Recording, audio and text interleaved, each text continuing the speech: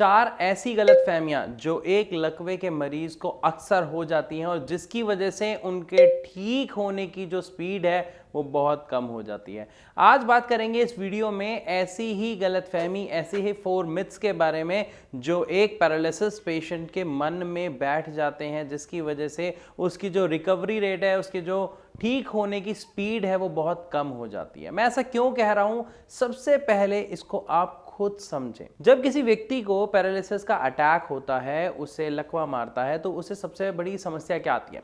उसका शरीर काम नहीं कर रहा होता, उसका हाथ पैर नहीं हिल रहे होते, उसकी उंगलियां नहीं खुलती, उसकी एल्बो वगैरह मूव नहीं कर रही होती, वो बिल्कुल स्थिर हो जाता है, या ये कहें कि बॉडी में ऐसा लगता है जैसे कि जान ही नहीं है। लेकिन ऐसा होता क्यों है, अगर आप ये समझेंगे तो उसके बाद आप इसका सही उपचार भी जान पाएंगे। हमें लगता है कि ये प्रॉब्लम हमारे शरीर में अचानक से आ गई, लेकिन ये प्रॉब्लम हमारे शरीर की नहीं, हमारे दिमाग की होती है। दिमाग की क्या समस्या होती है? जब हमारा दिमाग हमारे शरीर को ऑर्डर नहीं दे पाता, इस योग्य नहीं रहता कि वो हमारे शरीर को ऑर्डर दे, तो एक्चुअली पैरालिसिस का अटैक होता है। लेकिन अब यहाँ पे आपके मन में सवाल आ रहा होगा कि ऐसा होता क्यों है? तो ऐसा तब होता है जब हमारे दिमाग की किसी नस में कोई खून का थक्का फंस जाए, जिसकी वजह से आगे ब्लड फ्लो ना जाए, या फिर कोई हमारे दिमाग की नस फट जाए, जिसे ब्रेन हेमरेज कहते हैं। तो ये 2 कंडीशन होती है जिसकी वजह से किसी भी पेशेंट को पैरालिसिस का अटैक होता है। और इसके सबसे बड़े कारण की अगर मैं बात करूं तो वो होता है शुगर और होता है बीपी। इसीलिए जो लोग सही समय पर अपने शुगर और बीपी को कंट्रोल नहीं करते हैं, सही उसका उपचार नहीं लेते हैं, उनको लकवे जैसी गंभीर समस्याओं का सामना करना पड़ता है। तो चलिए बात करते हैं अब उन गलतफहमियों की जो एक पैरालिसिस का पेशेंट अपने दिमाग में बिठा लेता है, जिसकी वजह से उसे बहुत सी समस्याओं का सामना करना पड़ता है। सबसे पहला वहम या सबसे पहली गलतफहमी, एक पैरालिसिस के पेशेंट को यह लगता है कि वो अब कभी ठीक नहीं हो सकता, वो दोबारा नहीं बोल पाएगा, उसके हाथ पैर दोबारा नहीं वर्क करेंगे, वो नॉर्मल जिंदगी नहीं जी पाएगा आने वाले समय में कभी भी। लेकिन ये बिल्कुल गलत है।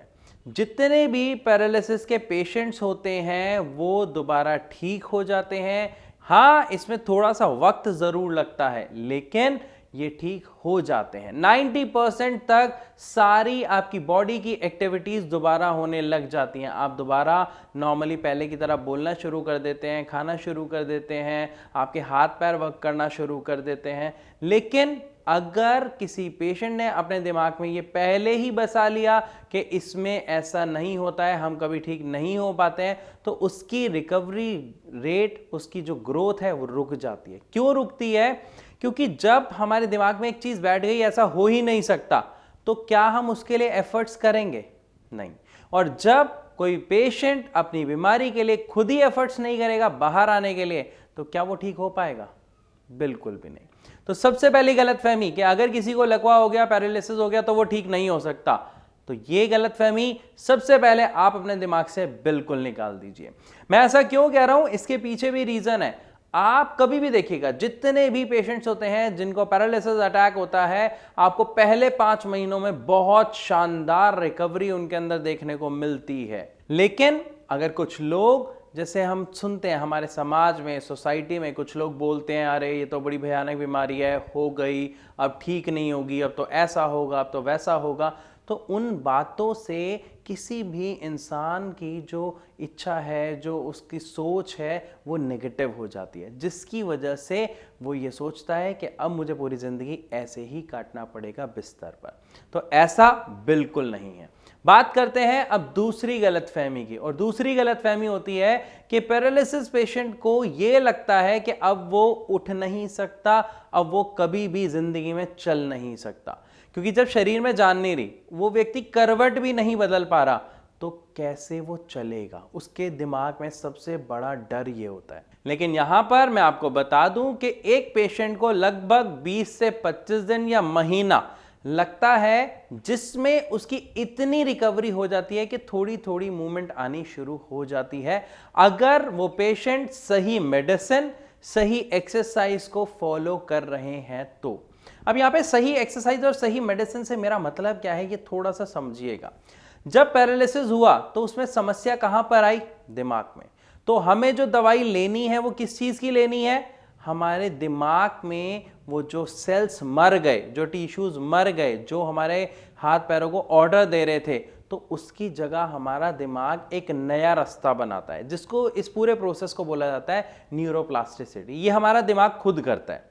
लेकिन अगर इस प्रोसेस को करने के लिए उसे दवा दी जाए तो उसका ये प्रोसेस और अच्छे से होता है और बहुत जल्दी बहुत पॉजिटिव रिजल्ट्स देखने को मिलते हैं। और अगर मैं यहां पर बात करूं दवा की, तो दवा में होम्योपैथिक दवाइयां सबसे असरदार होती हैं।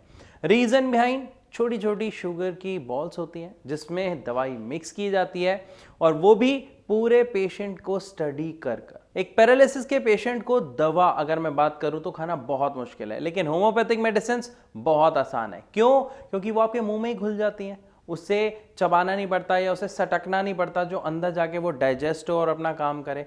ये मुंह में घुल जाती है और अपना काम धीरे धीरे करना शुरू कर देती है, जिसके रिजल्ट्स आपको देखने को मिलते हैं। तो पहली चीज आपकी इच्छा शक्ति और दूसरा आपकी सही मेडिसिन एक लकवे के मरीज को उसकी समस्या से बाहर बहुत जल्दी निकाल सकती है। अब हो सकता है यहाँ पे आपके मन में कोई सवाल आ रहा हो जो आप पूछना चाहते हो हमारे डॉक्टर से या बात करना चाहते हो अपनी समस्या के बारे में। तो परेशान होने की जरूरत नहीं है, आप फ्री ऑफ कॉस्ट हमारे डॉक्टर से कंसल्ट कर सकते हैं नीचे दिए गए नंबर पर कॉल करके। तो चलिए अब बात करते हैं अपनी तीसरी गलतफहमी के बारे में। बहुत सारे पेशेंट्स के साथ क्या होता है कि जब उन्हें फेशियल पैरालिसिस होता है, मतलब जब उन्हें चेहरे पे लकवा मारता है, मतलब पूरी बॉडी ठीक है लेकिन चेहरे पे लकवा मार गया, तो उन्हें लगता है कि अब वो इस तरीके की समस्या का सामना जिंदगी भर करते रहेंगे, वो ठीक नहीं हो पाएंगे।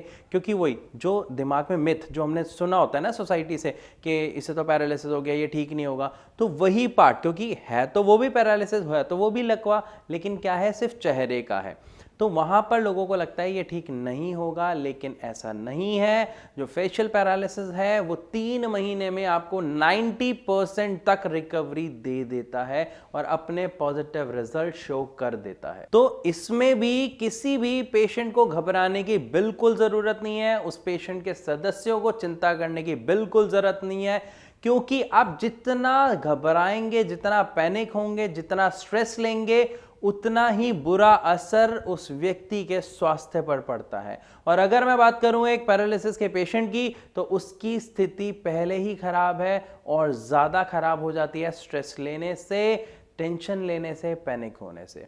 तो 3 चीजें आई होप आप अच्छे से समझ गए हैं। जो 3 गलतफहमियां, पहली कि पैरालिसिस मतलब लकवा ठीक नहीं हो सकता, गलत है, ठीक हो सकता है।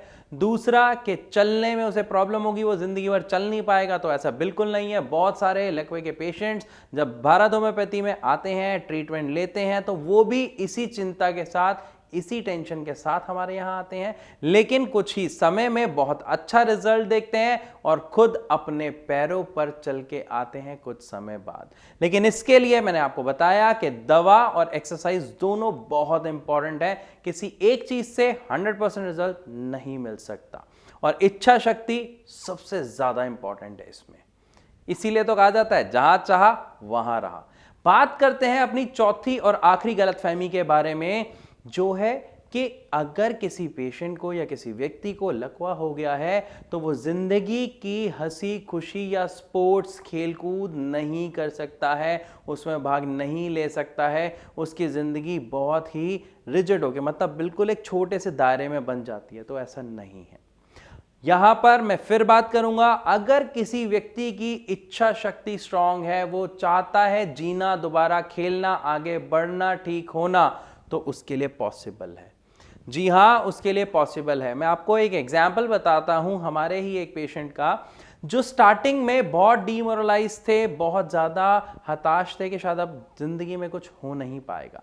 लेकिन जब वो हमारे यानी भारत होम्योपैथी में आए, डॉक्टर्स से मिले, डॉक्टर्स ने उनको काफी कुछ समझाया और समझाने के बाद उन्हें एक छोटा सा टास्क दिया गया, क्या आप अपनी इस बीमारी से ठीक होना चाहते हैं? उन्होंने कहा हाँ। तो उन्हें सिर्फ एक काम कहा गया कि आपको सुबह उठना है और एनी हाउ आपको यहां से पार्क तक पैदल जाना है, चाहे आपको उसमें 2 घंटे लगे, कोई दिक्कत नहीं है। पार्क घर से 2 मिनट की दूरी पे था, लेकिन वो 2 मिनट की दूरी हमारे लिए थी, उस पैरालिसिस पेशेंट के लिए वो बहुत दूर था।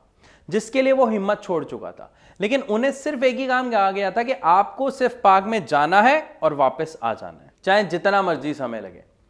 स्टार्टिंग में उन्होंने ऐसा नहीं किया।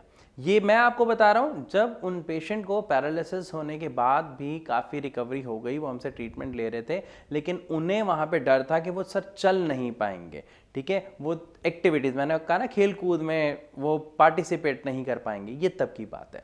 तो जब उन्हें ये टारगेट दिया गया, उन्होंने कोशिश की और आप यकीन मानेंगे 4 से 5 बार जब वो धीरे धीरे करके जाने लगे तो उनका रिकवरी रेट खुद बहुत बढ़ गया। रीजन, जब वो खुद चल के गए, 1 दिन 2 दिन समय लगा, लेकिन उन्हें एक विश्वास आ गया कि मैं चल सकता हूं, मैं जा सकता हूं। उन्हें दर्द हुआ, लेकिन जो उनके साथ के सदस्य थे उन्होंने सिर्फ एक ही बात समझाई, दर्द की वजह से आज रुक गए तो पूरी जिंदगी नहीं चल पाओगे, और अगर चलना है तो हम साथ हैं, चलो। दूसरी चीज, पार्क में जाके जब वो दूसरों को खेलते हुए देखते थे तो उनका मन खुद करता था, जिसकी वजह से वो अपने आप को उस बीमारी से बहुत अच्छे से बाहर निकाल पाए और आज बहुत अच्छे और स्वस्थ जीवन जी रहे हैं।